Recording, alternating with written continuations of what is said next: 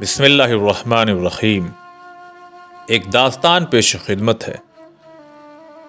رسول اللہ صلی اللہ علیہ وآلہ وسلم کے زمانے کا ایک واقعہ وہ یہ ہے کہ ایک دن ایک شخص پیغمبر اکرم حضرت محمد مصطفیٰ صلی اللہ علیہ وآلہ وسلم کی خدمت میں آیا اور اس نے آ کر کے کچھ پیسوں کا سوال کیا۔ پیغمبر اپنے ساتھیوں کے ساتھ اس وقت مسجد میں تشریف رکھتے تھے۔ جب وہ آنے والا آیا اور پیغمبر سے اس نے کچھ پیسے مانگے تو رسول اکرم صلی اللہ علیہ وآلہ وسلم نے اس آنے والے شخص کو کچھ پیسے دیے، لیکن وہ آنے والا مطمئن نہیں ہوا۔ وہ چاہتا تھا کہ اسے اور بھی کچھ دیا جائے۔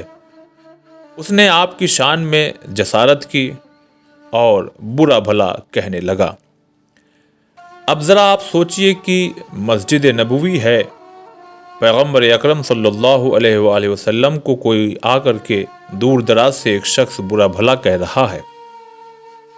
وہاں پہ جتنے اصحاب بیٹھے تھے، اب آپ ذرا سوچئے کہ ان کا کیا ایکشن اور ری ایکشن رہا ہوگا۔ جی بالکل، آپ یہی سوچ رہے ہوں گے کہ وہ لوگ اس آنے والے پر ٹوٹ پڑے ہوں گے اور غصے کا اظہار کیا ہوگا اور مارنے کی پوری کوشش ہوگی۔ جی ہاں، ایسا ہی ہوا۔ جیسے ہی اس آنے والے نے پیغمبر صلی اللہ علیہ وآلہ وسلم کی شان میں جسارت کی اور آپ کو برا بھلا کہنے لگا، جو بھی صحابہ وہاں بیٹھے ہوئے تھے وہ اس پہ چاہتے تھے کہ ٹوٹ پڑے اور اس کو وہیں پر سبق سکھائیں۔ پیغمبر اکرم صلی اللہ علیہ وآلہ وسلم نے لوگوں کو روک دیا۔ اس کے بعد اس آئے ہوئے شخص کو اپنے ساتھ میں لیا اور اپنے گھر کی طرف لے کر چلے۔ کہنے لگے، بھائی آؤ، میں تمہیں اپنے گھر میں لے کر چلتا ہوں اور وہاں جا کر کے دیکھوں گا، اگر میرے پاس اور بھی کچھ رہا تو میں تمہاری اس کے ذریعے مدد کروں گا۔ سوال یہ ہے کہ اس آنے والے نے پیغمبر کو کس بنا پر برا بھلا کہا؟ جواب یہ ہے کہ جیسے ہی پیغمبر صلی اللہ علیہ وآلہ وسلم کے ساتھ میں وہ نبی کے گھر میں پہنچا تو وہ حیران رہ گیا، وہ دنگ رہ گیا بالکل، اس لیے کہ اس نے دیکھا کہ اتنی سادہ زندگی گزار رہے ہیں۔ اس نے پیغمبر کی شان میں بے ادبی اس لیے کی تھی کیونکہ بہت دور کا رہنے والا تھا۔ اس نے سنا تھا کہ کوئی پیغمبر ہیں، وہ سمجھتا تھا وہ کوئی بادشاہوں کی طرح زندگی گزارنے والے ہوں گے، لیکن جب پیغمبر اسے اپنے گھر پر لے کر پہنچے تو اس نے سادہ سی زندگی دیکھی، اور جب اس نے یہ دیکھا تو اس کو شرمندگی ہوئی، لہذا اس نے جلدی سے پیغمبر اکرم صلی اللہ علیہ وآلہ وسلم سے معافی مانگی اور ان کا شکریہ ادا کیا۔ پیغمبر اکرم صلی اللہ علیہ وآلہ وسلم نے ارشاد فرمایا، دیکھو، تم نے کل میرے اصحاب کے درمیان مجھے برا بھلا کہا تھا اور آج تنہائی میں میرا شکریہ ادا کر رہے ہو۔ مجھے ڈر ہے کہیں وہ تمہیں پریشان نہ کر دیں، لہٰذا بہتر یہ ہوگا کہ تم ہمارے ساتھ چلو اور ان تمام صحابہ کے سامنے کہو کہ پیغمبر مجھ سے راضی ہیں اور انہوں نے ہمیں معاف کر دیا۔ اس نے کہا کہ بالکل ٹھیک ہے، ہم آپ کے ساتھ میں چلیں گے۔ داستان کا اگلا ٹکڑا پیش کرنے سے پہلے یہ ہم آپ کی خدمت میں ضرور کہنا چاہیں گے کہ ہمارے سماج میں بھی بہت سے لوگ پبلک پلیس میں ہمیں، آپ کو یا کسی کو بھی برا بھلا کہہ دیتے ہیں، لیکن بعد میں جب حقیقت معلوم ہوتی ہے تو وہ تنہائی میں جا کر کے جس کو برا بھلا کہا تھا اس سے سوری بولتے ہیں، اس سے معذرت اور اس سے معافی۔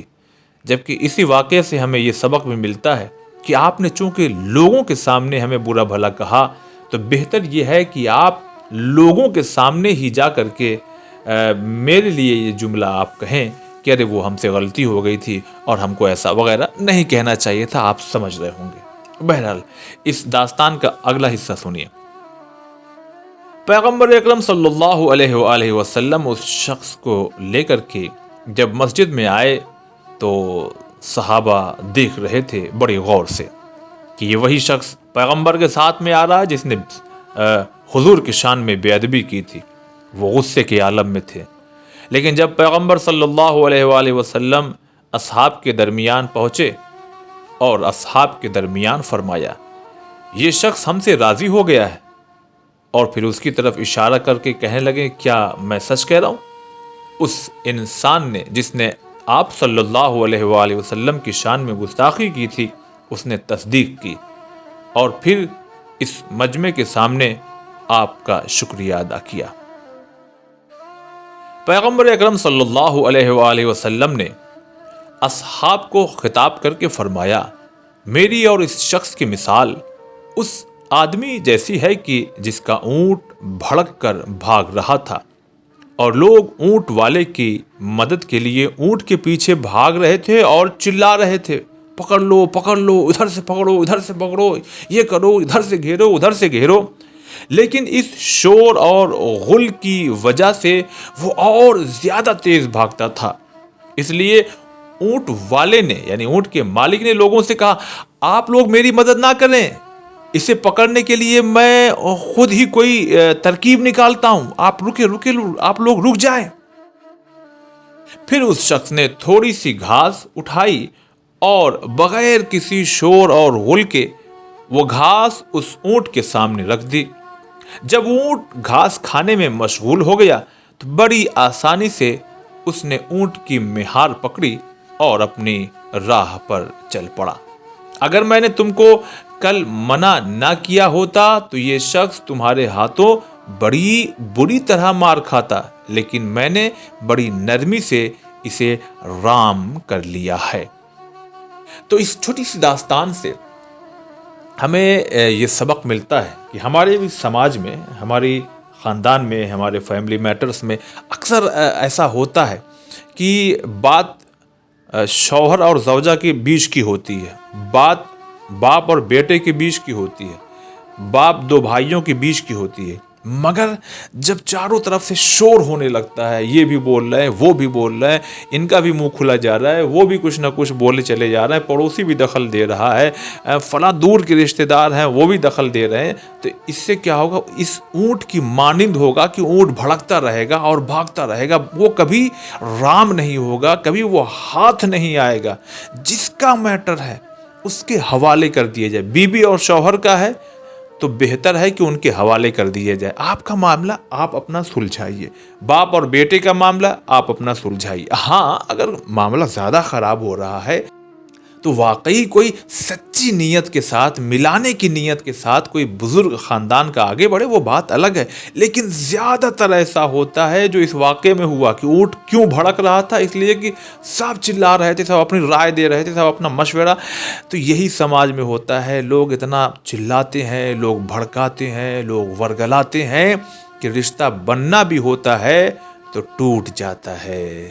تو بہتر یہ ہے کہ ہم اگر کسی سے اختلاف ہوتا ہے تو ہم آپس میں بیٹھ کر کے اس الجھی ہوئی گتھی کو سلجھائیں، نہ کہ ایسے بن جائیں کہ جیسے آپ نے اونٹ والی مثال سنی ہے۔ اور زیادہ تر سماج میں جو رشتوں میں بگاڑ ہوتا ہے وہ رشتہ داروں کی ہی وجہ سے ہوتا ہے۔